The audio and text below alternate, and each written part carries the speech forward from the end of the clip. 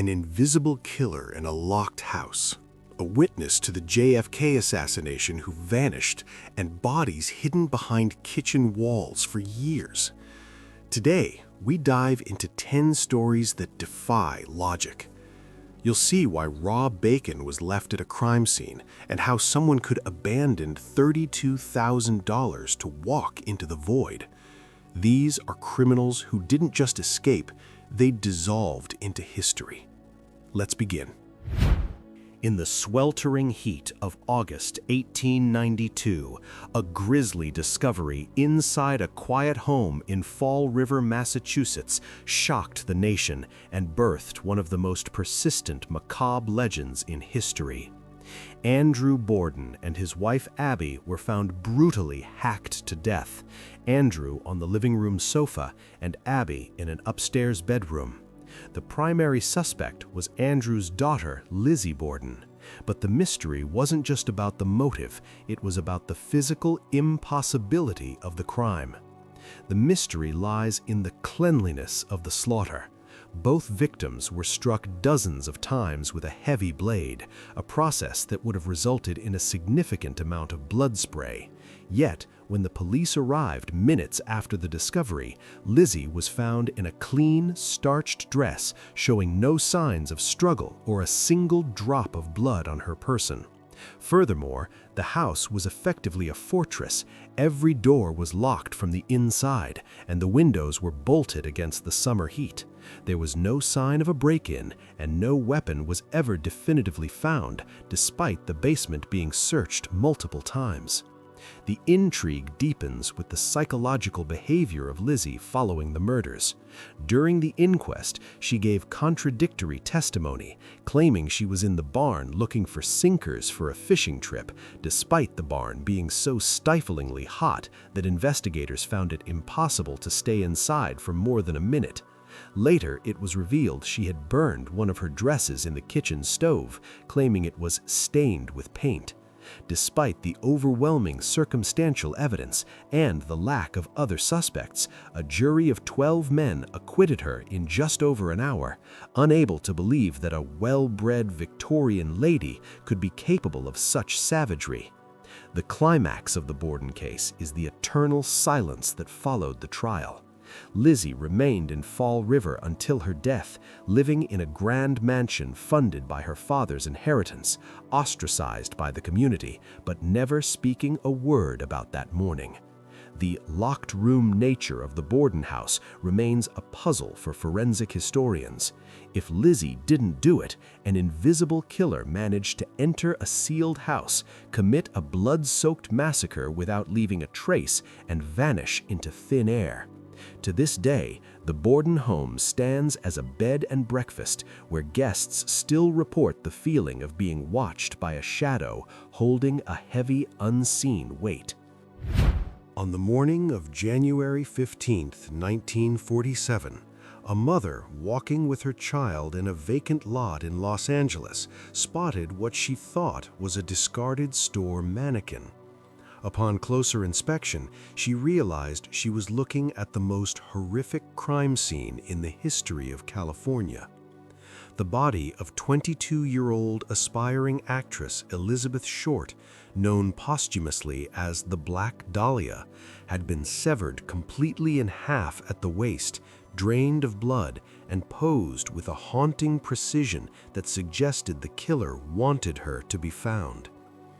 The mystery lies in the surgical expertise required to perform the bisection. Elizabeth's body wasn't hacked, it was precisely divided through the lumbar spine, a technique known in medical circles as a hemicorporectomy. The killer had also carved deep gashes from the corners of her mouth to her ears, creating a terrifying Glasgow smile. Most chillingly, the body had been thoroughly washed and scrubbed clean of any forensic evidence, and there wasn't a single drop of blood at the scene, meaning she had been murdered, drained, and prepared in a professional environment before being transported to the lot. The intrigue deepened when the killer began playing a cat-and-mouse game with the press and police. A week after the discovery, a package arrived at the Los Angeles Examiner containing Elizabeth's birth certificate, business cards, and photos, all meticulously cleaned with gasoline to remove fingerprints. The sender, calling himself the Black Dahlia Avenger, sent letters made of cut-out newspaper clippings. Suspicion fell on high society doctors and surgeons, specifically Dr. George Hodel, whose own son later discovered a trove of evidence suggesting his father was a serial killer who used his medical skills to turn human suffering into art. The climax of the Black Dahlia case is the realization that the killer was likely protected by the very system meant to catch him. Despite having prime suspects with medical backgrounds and dark psychological profiles, the LAPD investigation was plagued by corruption and leaked information. Elizabeth Short became a permanent icon of Hollywood's dark underbelly, a girl who came for fame and found a different kind of immortality. To this day, the case remains officially unsolved, a testament to a killer who possessed the steady hands of a surgeon and the cold heart of a monster, leaving behind a signature that was as brilliant as it was beautiful. In the chaotic seconds following the assassination of President John F. Kennedy on November 22, 1963, most people in Dealey Plaza dived for cover or ran in panic. But amid the smoke and screaming, one woman stood perfectly still. Captured in multiple photos and films, she wore a tan overcoat and a headscarf tied under her chin, resembling a Russian grandmother, hence the nickname the Babushka Lady. While everyone else ducked, she was seen holding a camera to her face, filming the motorcade from a vantage point that would have captured the most crucial evidence in American history. The mystery lies in her total disappearance and the FBI's failure to find her. Despite a massive nationwide manhunt, she never came forward.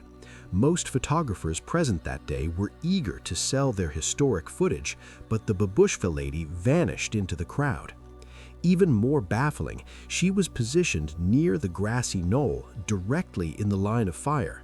Her film would have shown the Kennedy limousine at the exact moment of the fatal headshot, potentially proving once and for all whether there was a second shooter behind the picket fence. The intrigue took a strange turn in 1970 when a woman named Beverly Oliver claimed to be the Babushka Lady. She alleged that 2 federal agents had confiscated her film and never returned it. However, researchers quickly found holes in her story, noting that the camera she claimed to use didn't even exist in 1963. To this day, the true witness remains a phantom. In every piece of footage, her face is obscured by her own camera or turned away, as if she knew exactly how to stay hidden while being in plain sight of the entire world. The climax of the Babushka Lady mystery is the unsettling possibility of what she was actually doing. Was she a harmless tourist who was too terrified to come forward? Or was she part of a coordinated effort to document the hit for those involved? The fact that the FBI, at the height of its power, could not identify a woman in a distinctive outfit in a crowd of thousands remains one of the greatest anomalies of the JFK case. She is the woman who saw everything, recorded it all, and then walked into the shadows of history, taking the truth with her. On a quiet night in June 1912, in the small town of Villisca, Iowa, a monster waited in the dark. Josiah Moore, his wife Sarah, their 4 children, and 2 young house guests returned home from a church function, unaware that someone had already picked the lock. For hours, as the family slept, an intruder sat in the shadows of the attic, listening to the rhythm of their breathing. By morning, all 8 people were dead, and the town was changed forever by a crime that seemed to defy human logic. The mystery lies in the chilling ritualism of the killer. Every victim had been struck with the blunt side of Josiah Moore's own axe, which the killer found in the backyard. But the horror didn't stop with the murders.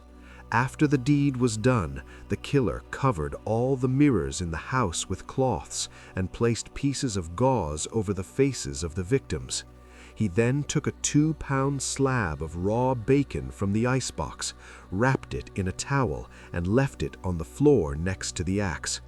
Despite the brutal nature of the crime, no one in the neighboring houses heard a single scream. The intrigue deepens with the evidence that the killer didn't flee immediately. Investigators found that the intruder had likely been living in the crawl space of the attic for days before the attack, watching the family's routine through cracks in the floorboards. Even more unsettling, evidence suggested the killer stayed in the house after the murders to wash his hands in a basin of bloody water, and possibly even prepare a meal while the 8 bodies lay cooling in their beds. Despite the brutal nature of the crime, no one in the neighboring houses heard a single scream. The climax of the Villisca story is the lingering presence that remains in the house. Today, the Villisca Axe Murder House is a notorious site for paranormal researchers who report heavy footsteps coming from the empty attic and the sound of children's voices pleading for mercy. It stands as a grim monument to the ultimate nightmare, the idea that your home, your sanctuary, could be shared by a silent, predatory stranger who knows your every move before you even know they exist. To this day, the identity of the man who brought the axe remains buried in the Iowa soil. In 1934, during the height of the Great Depression, the city of Cleveland, Ohio was gripped by a reign of terror that challenged even the most legendary lawman in America. A killer began leaving dismembered remains in the poverty-stricken area known as Kingsbury Run. The victims weren't just murdered, they were decapitated and bisected with professional surgical precision while they were still alive. This was the work of the Mad Butcher of Kingsbury Run, a phantom who turned the city's industrial wasteland into a literal slaughterhouse. The mystery lies in the killer's ability to evade Eliot Ness, the man who had famously taken down Al Capone. As Cleveland's safety director, Ness put the full weight of the police force into the hunt, yet the butcher seemed to be playing a game. He would leave torsos in places where they were guaranteed to be found, often within sight of Ness's office. The bodies were frequently drained of blood and chemically treated, suggesting the killer had access to a laboratory or a private medical facility. Despite discovering 12 official victims and potentially many more, Ness found himself chasing a ghost who left no fingerprints and no witnesses. The intrigue reached a boiling point when Ness, frustrated and desperate, ordered the burning of the Kingsbury Run shantytowns to flush the killer out. It was a controversial move that displaced hundreds of homeless people but failed to stop the carnage. Ness eventually focused on a primary suspect, Dr. Francis Sweeney, a surgeon with a history of mental instability and a member of a powerful political family. However, because of Sweeney's connections and his ability to pass a primitive polygraph test, Ness could never make an arrest. The killer mocked Ness until the very end, allegedly sending him taunting postcards long after the murder stopped. The climax of the Torso murders is the defeat of a legend. Eliot Ness, the untouchable hero, left Cleveland with his reputation tarnished, haunted by the one criminal he couldn't break. The Mad Butcher simply stopped, vanishing as abruptly as he had appeared, leaving behind a legacy of headless shadows. To this day, the identity of the Cleveland Torso Killer remains one of the greatest what-ifs in criminal history, a reminder that some monsters are too calculated to be caught, even by the greatest investigators of their time. In 1970, during the era when the mob still held a tight neon grip on Las Vegas, the Stardust Resort and Casino was a fortress of security. Its vault was a masterpiece of engineering, protected by armed guards, multiple steel doors, and complex vibration sensors. Yet, on a quiet Tuesday morning, the casino's management discovered a hole in their reality. $160,000 in cash, equivalent to over $1.2 million today, had vanished from the high-security counting room. But the money wasn't the only thing missing. Bill Brennan, a soft-spoken, low-level cashier who had worked there for years, was gone too. The mystery lies in the impossible nature of the escape. Brennan didn't use explosives, didn't hack any systems, and didn't have a getaway team. He simply finished his shift, walked out of the vault with a bag of cash and chips, and exited through the main entrance. The cameras, which were supposed to be recording every move in the counting room, showed absolutely nothing. To this day, investigators cannot explain how a single man bypassed every security layer of one of the world's most guarded buildings without triggering a single alarm or leaving a trace of physical evidence. The intrigue stems from the total silence that followed. Usually, when someone pulls off a heist of this magnitude, they leave a paper trail, a rented car, a flight booking, or a sudden change in lifestyle. Bill Brennan did the opposite. He blinked out of existence. The FBI and the mob both launched massive manhunts, assuming he had help from the inside or had been eliminated by co-conspirators. They searched every corner of the country, checked every alias, and monitored his family for decades. Not a single cent of the marked money ever surfaced, and Brennan's social security number was never used again. The climax of the Stardust heist is the realization that Brennan may have committed the perfect crime or suffered the perfect punishment. In the ruthless Vegas of 1970, some believe Brennan was intercepted by the mob before he even reached the city limits, his body buried under the very concrete of the growing desert metropolis. Others believe he was a master of disguise who lived out his life in plain sight. He remains the only man to ever walk out of a Vegas vault and never be found. He didn't just steal money, he stole the city's sense of control, leaving behind an empty vault and a legend that still haunts the halls of the old gambling capital.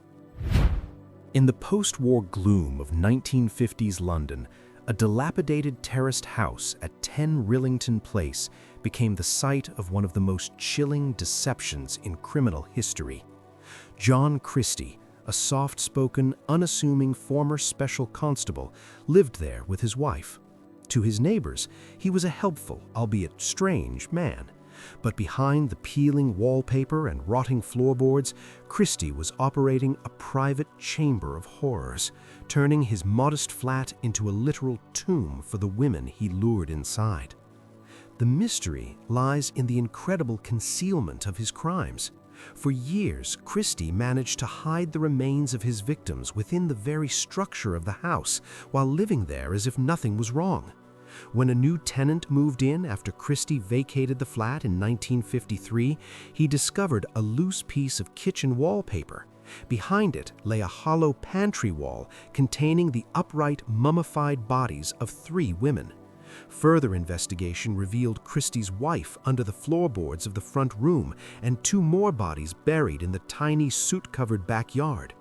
Christie had been eating, sleeping, and entertaining guests just inches away from a growing collection of corpses.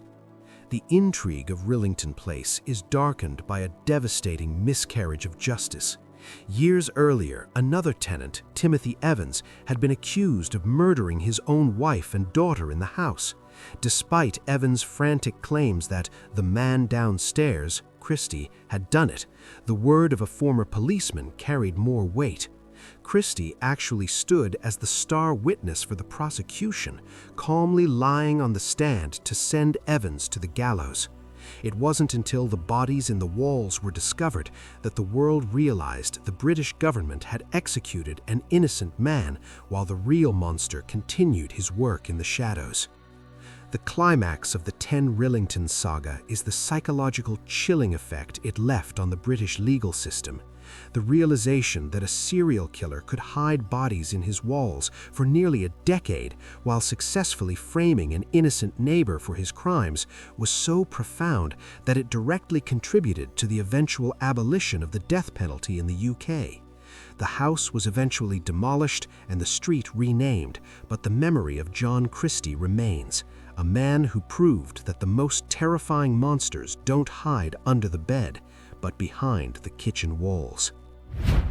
In the fall of 1982, a wave of random, inexplicable deaths paralyzed the city of Chicago. 7 people, ranging from a 12-year-old girl to a young mother, collapsed and died within hours of each other. The common link was terrifyingly ordinary. They had all taken extra-strength Tylenol from minor ailments. This wasn't a manufacturing error or a chemical leak. It was a deliberate act of domestic terrorism. An unknown individual had walked into drugstores, removed bottles from the shelves, replaced the medicine with cyanide-laced capsules, and put them back to be purchased by unsuspecting victims. The mystery lies in the randomness and the lack of a clear motive. The killer didn't target specific individuals, they targeted the very concept of public safety. At the time, medicine bottles were sold with simple screw-on caps and no protective seals. This meant the Tylenol man could commit his crimes in plain sight, acting like a casual shopper. Despite the largest investigation in FBI history, involving thousands of leads and several prime suspects, including a tax consultant who tried to extort the manufacturer, no one was ever charged with the actual murders. The killer simply vanished, leaving a city too afraid to open its own medicine cabinets. The intrigue of the case stems from how it fundamentally changed the American way of life.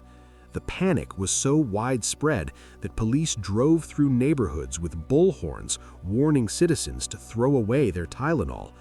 Johnson & Johnson, the manufacturer, made the unprecedented decision to recall 31 million bottles, costing them over $100 million. This crisis led to the birth of tamper-evident packaging. Every foil seal, plastic wrap, and broken ring cap you see on consumer goods today is a direct result of the Chicago killer's actions. They turned the grocery store aisle into a potential crime scene. The climax of the Tylenol murders is the cold reality of a perfect, anonymous crime. The perpetrator proved that a single person armed with a vial of poison and a few minutes of time could bring a global corporation to its knees and change federal law. The Chicago killer achieved a haunting kind of immortality. Though we don't know their name, we encounter their legacy every time we struggle to peel a safety seal off a bottle. It is a reminder that the world's greatest changes are often triggered by the world's darkest shadows. In the frozen wilderness of northern Ontario in 1922, a trapper made a grim discovery near the shores of Heater Lake. He came across the remote cabin of a lone gold prospector known only as Old Man Heater. Looking through the frost-covered window, the trapper saw Heater's body lying sprawled across the floor, cold and lifeless, with a heavy iron stove overturned nearby. Fearing foul play or a tragic accident, the trapper hiked for 2 days through deep snow to reach the nearest outpost and alert the Royal Canadian Mounted Police, RCMP. The mystery lies in what the police found, or rather didn't find, when they arrived at the site. Led by the trapper, the officers reached the exact clearing where the cabin had stood for years, but instead of a crime scene, they found an empty patch of frozen earth. The cabin was gone. There were no charred remains suggesting a fire, no drag marks in the snow to indicate it had been moved, and most importantly, no body. A solid, heavy timber structure, and the man inside it had simply ceased to exist in the 48 hours it took for help to arrive. The intrigue deepened when the RCMP began to search the surrounding forest. They found Heater's sled dogs still tied to nearby trees, starving and howling, but the ground where the cabin once rested was undisturbed, as if the building had never been built. Some locals whispered about Shuck Man, a legendary forest spirit, while others suspected a massive cover-up involving a secret gold vein Heater might have discovered. However, moving a full-sized log cabin and a cast-iron stove silently through a Canadian winter without leaving a single track is a physical impossibility. The climax of the ghost cabin mystery is the unsettling lack of closure. No trace of Old Man Heater or his home was ever found again. The police eventually closed the case, officially listing both the man and his house as missing. It remains one of the most bizarre anomalies in the annals of the North, a story that suggests the wilderness doesn't just take lives, sometimes it swallows the very evidence of our existence, leaving nothing behind but the wind and the trees. In October 2009, Bobby Jamison, his wife Sherilyn, and their 6-year-old daughter Madison drove into the rugged San Juan Mountains of Oklahoma to look at a plot of land. They never drove out. 8 days later, hunters found their abandoned truck in the middle of a remote dirt road. Inside was a scene that defied logic. The family's dog, barely alive, sat guarding $32,000 in cash, the couple's cell phones, and Sherilyn's ID. In a world where people disappear for money, the Jamisons had left a fortune behind to walk into the wilderness with absolutely nothing. The mystery lies in the disturbing digital and physical evidence recovered from the truck. A cell phone video found at the scene showed Bobby and Sherilyn in a trance-like state, silently walking back and forth from their truck to their home just before the trip, as if they were being remotely controlled. Even more terrifying was a photo found on the phone of young Madison taken on the day they vanished. Investigators noted that the child looked profoundly distressed and trapped, as if the person behind the camera was someone she feared. The intrigue is fueled by the dark rumors surrounding the family's final months. Bobby had told his pastor that their house was haunted by spirits, and Sherilyn had written a 20-page hate letter to Bobby that was found in the vehicle. There were whispers of involvement with a local cult, a hit list Bobby had allegedly compiled of people who had wronged him, and even a strange encounter with a man Bobby believed was a white supremacist. Yet when their skeletal remains were finally found 4 years later, lying side by side just miles from the truck, the autopsy could not determine a cause of death. There were no bullet holes, no broken bones, only silence. The climax of the Jamison case is the realization that whatever took them was likely something they carried with them into the mountains. Whether it was a shared psychological breakdown, a drug-induced tragedy, or a confrontation with someone they met in the shadows of the woods, the $32,000 left in the truck serves as a haunting reminder. When you are running from something you cannot see, money loses all its value. The Jamisons didn't just disappear, they seemed to unravel, leaving behind a trail of cryptic photos and a mountain range that still keeps their final secret. 10 cases, 10 mysteries, and still 0 answers. Which of these stories haunts you the most? Was it the ritual at the Borden house or the vanishing of the Babushka Lady? Let me know your theories in the comments. If you enjoyed this deep dive, hit the like button and subscribe for more Unsolved archives. Thanks for watching, and stay vigilant. Until next time.